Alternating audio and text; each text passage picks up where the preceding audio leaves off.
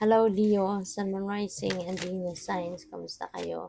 Sana ba'y nasa mabuti kayong kalagayan? Welcome back po sa Star Tarot. At kung bago kayo rito, welcome din po kayo. Please subscribe, like, share my videos, and leave me a comment po kung nakaresonate po kayo. Thank you. So tignan natin ang mga messages. Pasensya na ang bigat ng card deck na ito, heavy and bulky. So we have three of fire. Ayan. So three of fire, no? This could uh ano um resonate with travel. So pwedeng ang iba sa inyo magta-travel, no? And that could be related to expansion. Yung travel na to.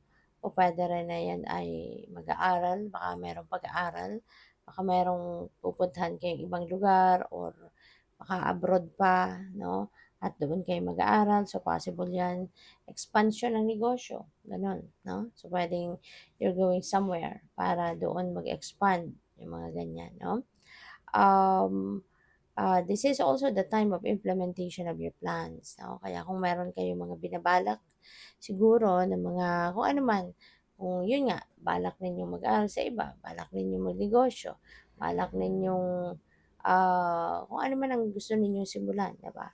So, maybe you are putting up your own business or new enterprise, no? So, siguro ngayon, ngayon na kayo magsisimula. No, you're going to start to implement your plans, no? So we have seven of fire.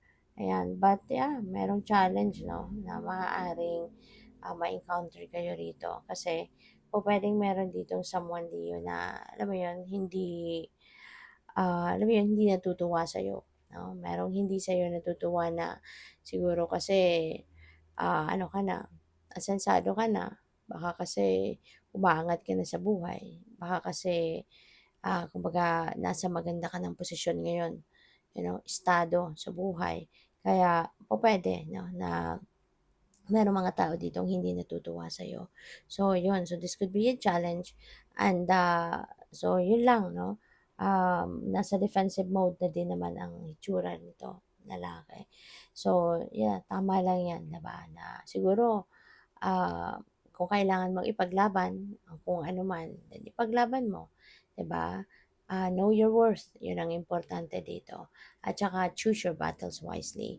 Kasi kung hindi naman necessary na labanan mo sila, kung hindi naman necessary na pag-effortan mo, no, pagbigyan mo ng oras, panahon at atensyon mga taong ito, then wag na lang, 'di ba? Kaya tignan mo, discern that situation kung anong dapat mong gawin, okay? Kasi iba-iba tayo ng sitwasyon dito. So, yun, kung kailangan ipaglaban, ipaglaban. Kung hindi, then atras ka na lang, wag mo nang patulan, yung gano'n, 'di ba? Kasi sadyang gano'n, 'no? Sadyang gano'n ang mga tao. Pero mga taong ayaw nila ng merong mas nakakaangat kaysa sa kanila, ayaw nila ng merong nakakapantay sa kanila, 'di ba? May mga gano'n. So, ang tingnan mong maigi, 'di ba? Kasi kung hindi naman kailangan na labanan mo sila, hindi naman kailangan na pansinin mo pa sila, 'wag na, sayang lang ng effort mo, 'di ba? Manenega ka lang kung papansinin mo din sila. So, what else? So, we have the stag. Ayan. So, sa stag, energy, leadership, no? Baka ang iba sa inyo for promotion ito, no? Leo. Kung kayo nagtatrabaho, kayo nag-i-empleo, baka kayo ay for promotion or baka na-promote na nga kayo. Pero yun nga, no? Merong mga taong baka nag-o-oppose dito sa inyong promotion. Baka meron kang ka-rival dito at baka merong nagrereklamo, no? So, pupuwedeng ganyan ang ganap dito. Or possible din ito, Leo, na possible 'yan na hindi ano, possible na parang gusto kang i-take down, no? So, may mga gano'n.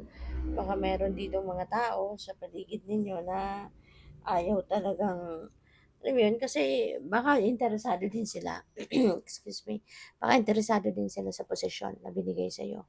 Kaya maaring ganyan ang gagalaitin, 'no? So, ay, na-mix pala siya. O sige, dito na tayo. So, Ace of Water, ayan. So, Ace of Water is a very positive energy. This is a blessing, no? This is divine blessings. Kaya rest assured 'no, na merong mga biyayang paparating at ang mga biyayang ito 'no, these are overflowing 'no, overflowing of blessings ang paparating sa'yo kaya naman magkakaroon ka din ng overflowing of joy. Yun din ang mararamdaman ninyo. Kasi, ito yung kung ano yung kailangan mo ngayon, yun ang ibibigay sa'yo ng universe, 'di ba? Kung ano yung, needs mo that will be met. So, hindi kailangan na ito ay yung mga gusto mong mangyari, 'no?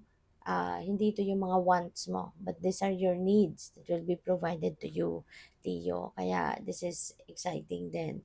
And yeah, so since yun nga, pupuwedeng dadating kung ano mga kailangan mo, will be sent to you in abundance, will be given to you talaga na, ano ka, will be given to you na marami, sobra-sobra para sa'yo so that you can also share with other people, 'di ba? So, para din na makapag-share sa'yo, para din naman na makapag-ano sa'yo, maibigay din sa'yo yung kailangan mo, 'di ba? Yung gano'n.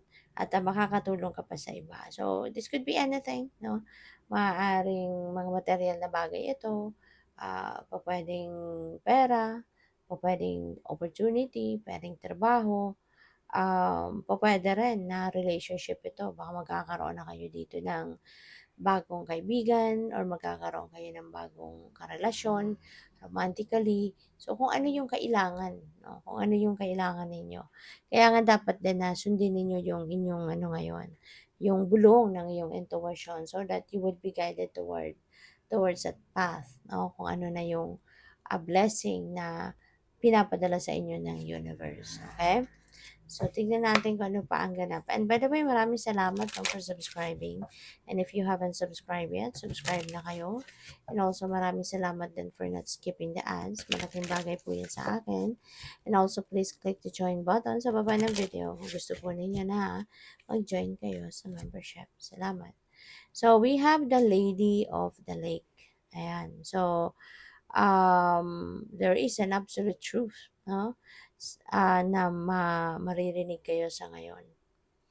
Okay? Kaya kailangan ninyo dito ng courage and inner strength kasi minsan, 'di ba, yung truth nakakawindang, yung truth nakaka-overwhelm, 'di ba? So, dapat you're just ready for anything. Ba ngayon maaring merong pasabog kayong maririnig, no? Merong katotohanan na puwedeng kayo ay marinig sa ngayon or madiskubre, okey? Kaya lakasan mo lang yung loob, para, makayanan mo kung ano man itong mga bago mong maririnig, 'no?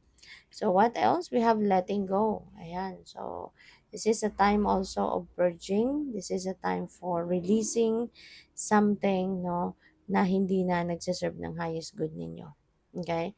Panahon na 'to para mag-release ka ng mga bagay, sitwasyon, tao, 'no, sa buhay ninyo na hindi naman talaga, hindi na necessary, 'no, na nandiya diyan sa buhay mo. Ah, and when you are letting go as well, ano, ibig sabihin nun meron ng papasok, meron ng bagong dadating. Kaya kayo ina-advisean, kaya kayo binibigyan ng guidance, 'no, to release something from your life para na magkaroon kayo ng lugar para dito sa nakaabang ng dadating na mga biyaya, okay? So, good luck sa'yo. Thank you for watching. Love and light. Namaste.